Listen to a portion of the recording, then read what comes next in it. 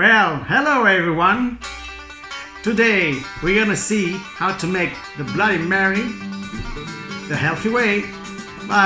For this cocktail we'll need the 16 centiliter of water with celery, and this is the result.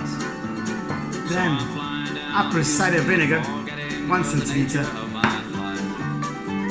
tomato, 2 tomatoes cut with the skin, which is a bit more antioxidant, and cold water in the glass to cool down the glass, and last but not least Tabasco, which is an accelerator of the metabolism, plus black pepper, which is so good for you, and this is so healthy.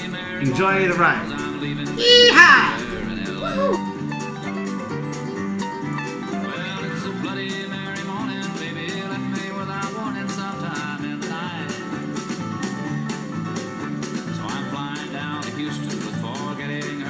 Of my flight.